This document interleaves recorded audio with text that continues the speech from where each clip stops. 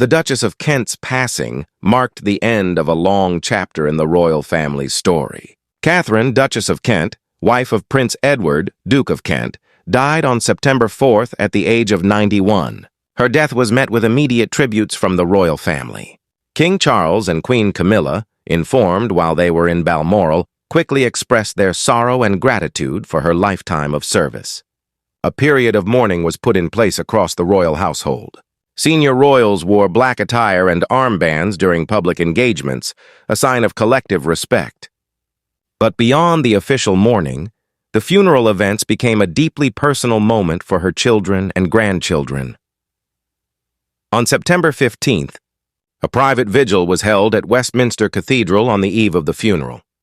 The setting was intimate and reserved for her closest family. Among those present was her only daughter, Lady Helen Taylor. Dressed in black, her appearance was simple, dignified, and respectful. But there was one detail that carried powerful meaning. She wore her late mother's engagement ring.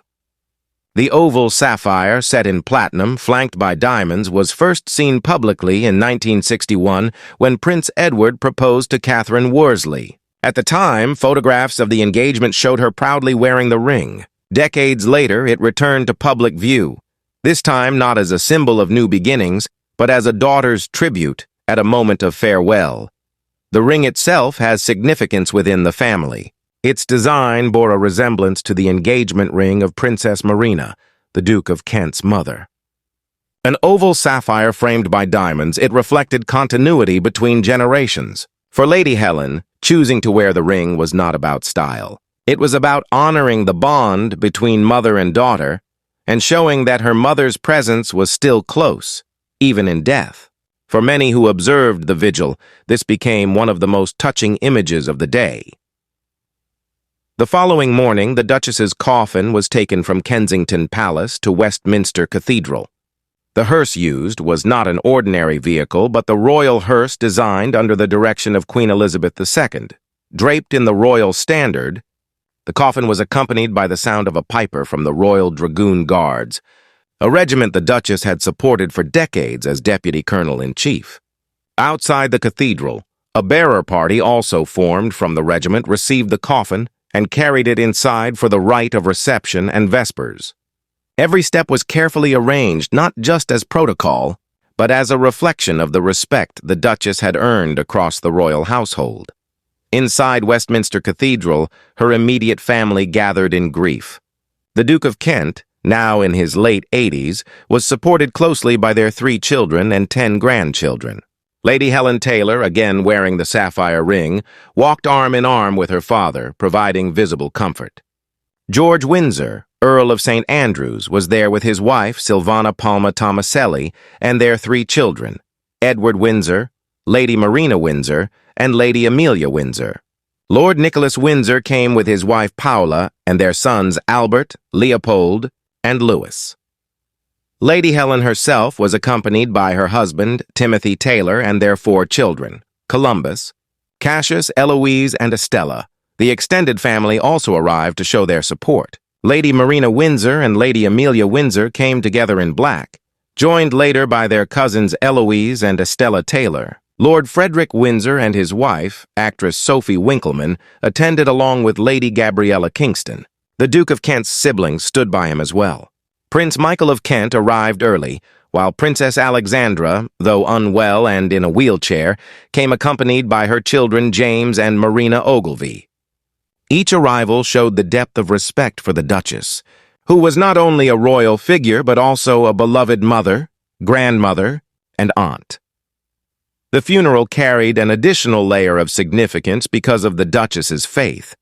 She was the first member of the royal family in more than 3 centuries to convert to Catholicism.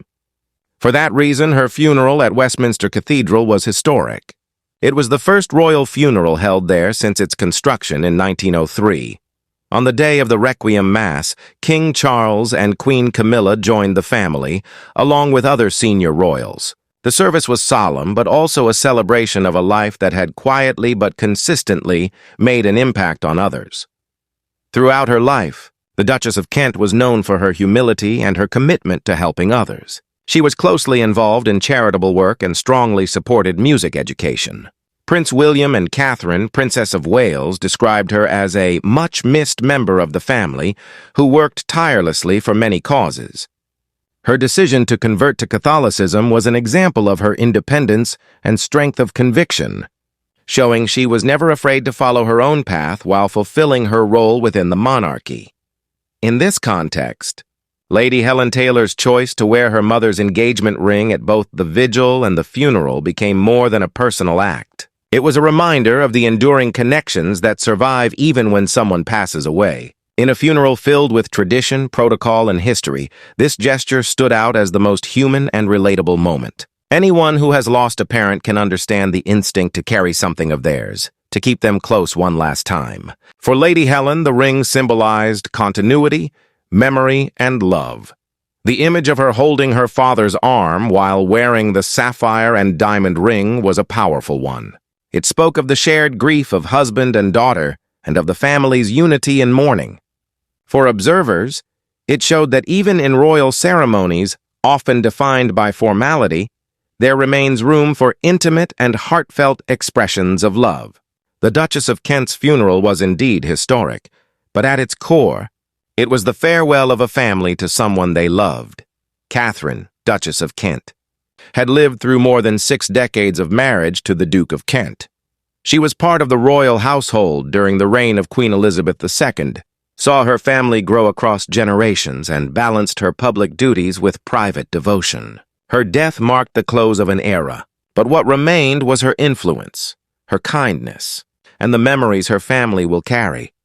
The choice of her daughter to honor her with the engagement ring will be remembered as one of the most touching moments of the funeral. It was not spoken in words, but its meaning was clear to all who saw it. It showed a daughter's love for her mother, her loyalty to her family, and her desire to keep her memory alive. The Duchess of Kent will be remembered not only for her royal role, but also for her compassion, her service, and her strength. Her funeral at Westminster Cathedral was a blend of public duty and private grief. Yet the single act of wearing a ring captured more than any ceremony could. It reminded the world that at the heart of even the grandest occasions are families, bound by love and loss. For Lady Helen Taylor, this was her farewell, and through her mother's engagement ring, it became a lasting tribute.